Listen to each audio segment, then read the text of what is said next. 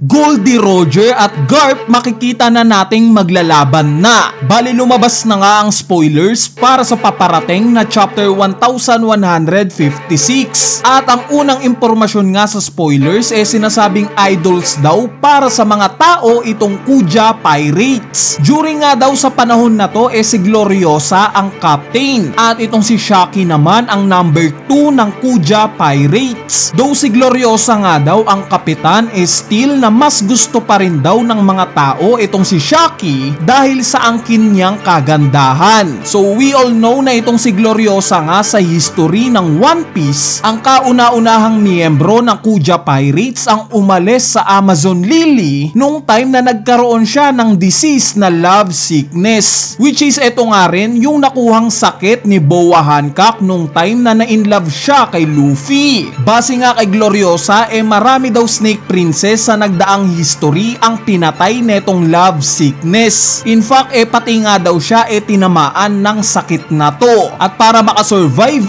pinili daw niyang umalis sa Amazon Lily. So this explains kung bakit naging Snake Princess itong si Shaki dahil in chapter 1059 nga ni-reveal na itong si Shaki pala ang sumunod na Snake Princess ng Amazon Lily pagtapos netong si Gloriosa. So dahil nga sa number 2 ni Gloriosa itong si Shaki it makes sense lang na siya ang papalit sa posisyon bilang kapitan ng Kuja Pirates at mamumuno sa Amazon Lily. Kung babalikan nga natin yung SBS volume 109 yes, nagkaroon nga rin ng love sickness itong si Gloriosa pero hindi nga ni-reveal ni Oda kung kanino exactly na in love itong si Gloriosa. Bali ngayon nga ni-reveal na netong si Oda dahil sa sumunod na impormasyon nga sa spoilers sinasabing nagkaroon daw ng clash sa gitna ng karagatan itong Kuja Pirates at Roger Pirates. Lahat nga daw ng miyembro ng Roger Pirates na-captivate sa kagandahan na itong si Shaki. Kaya naman hindi nga daw sila makalaban ng 100%. Itong si Gloriosa naman daw sobrang in love kay Roger. At yes, similar nga kay Hancock nagkaroon din daw ng love sickness itong si Gloriosa dahil kay Roger. Pero nakatutok nga lang daw itong si Roger sa ganda ni Shaki, which is salungat naman daw ito sa mata ni Shaki dahil sinasabing ang gusto naman daw ni Shaki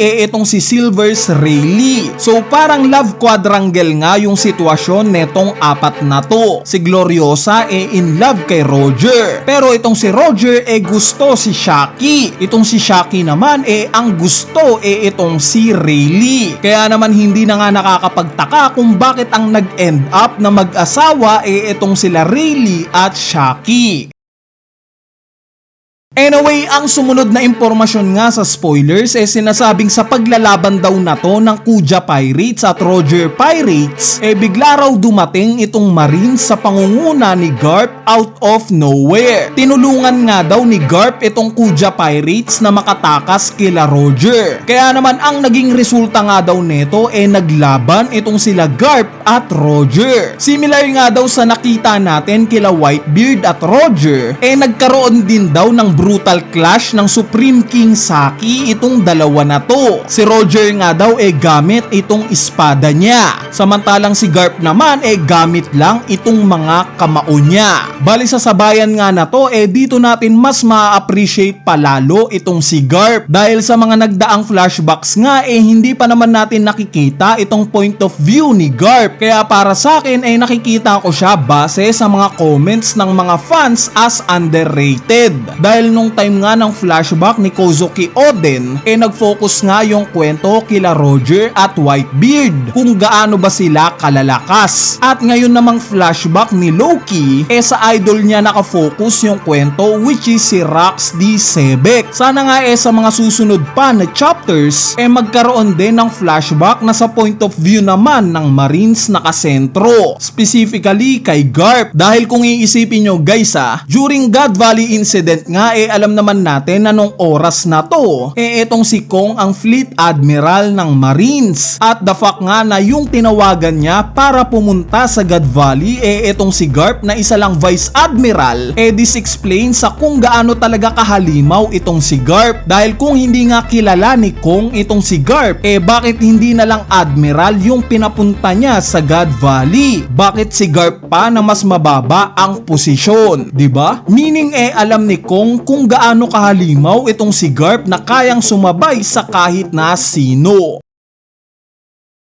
Bali sa sumunod na impormasyon nga sa spoilers, sinasabing nagplano daw itong si Loki na sumali sa Rax Pirates once na bumalik daw yung grupo ni Sebek sa Elbaf. Kung matatandaan nyo guys 48 years ago nga itong moment na unang nagkita itong sila Sebek at Loki. Meaning 16 years old na nung time na to si Loki at 5 years old pa lang siya in human years. At since nabanggit nga in last chapter na 4 years na daw ang lumilipas at inaaya pa rin ni Sebek si Herald na sumali sa Rax Pirates, ang ibig sabihin nga nito 20 years old na itong si Loki nung time na to. In human years naman approximately 7 years old na siya. Similar kay Luffy na 7 years old lang rin nung time na gusto naman niyang sumama kay Shanks sa Red Hair Pirates. So no doubt na sa edad ni Loki napakalakas niya na. Pero ang tingin ko ang rason sa pagtanggi ni Sebek na sumama sa kanya itong si Loki dahil sa tatay neto na si King Harald. Nakita naman natin na magkaibigan itong sila Harald at Sebek, kaya paniguradong out of respect ayaw malagay sa panganib ni Sebek itong anak ng kaibigan niyang si Harald. Kaya naman it makes sense na tinatanggihan ni Sebek si Loki na pasamahin sa kanya. Plus nasaksihan nga rin ni Sebek na mahal ni Harald itong anak niya. Anyway, ang huling impormasyon nga sa spoilers bigla nga raw mapupunta yung scene sa Hachinosu kung saan makikita na natin itong iba pang miyembro ng Rax Pirates, which is sila Big Mom, Kaido, Silver Axe at Captain John. Sinabi nga daw ni Rax sa mga ito na mahalaga daw ang tulong ng Elbaf kung gusto talaga nilang sirain ang Merijoa. Nireveal nga rin daw ni Sebek yung plano niya sa grupo nila, which is kakailanganin nga daw nila ng dalawang legendary devil fruit. Yung isa nga daw nasa Elbaf at yung isa hindi nabanggit. Bukod pa dyan kakailanganin rin daw nila yung tulong ng grupo ng Galela, which is yung grupo na ni-reveal in chapter 1154 na grupo ng mga giants na gumagawa ng mga barko. So sa part nga ng dalawang devil fruit nabanggit ko nga sa mga recent videos natin na mataas ang tsansa na itong devil fruit na hawak ng Elbaf yung Hito-Hito no Mi model Nika. Since pasok nga siya sa timeline, 14 years ago nawala yung devil fruit na hawak ng Elbaf at 13 years ago naman ito nakuha ni Shanks kay Husu. So uswak nga yung timeline. Sa part naman ng ikalawang legendary devil fruit na nabanggit ni Sebek malamang na ito yung gusto niyang kuhain sa God Valley. Dahil nga sa alam naman natin na nilik ni Genie yung information patungkol sa papremyo ng mga Celestial Dragon sa God Valley at ipinakita nga yung excitement ng Rax Pirates sa papremyo na to. We assume na isa itong sinasabing legendary devil fruit sa 6 na ginawang papremyo ng mga Celestial Dragons. Anyway, yung ibang impormasyon nga pag-uusapan na lang natin sa analysis video natin para mas malinawan kayo. Sa susunod na video nga i-upload naman natin yung full chapter. Kaya stay tuned lang sa channel natin. So yun lang, peace!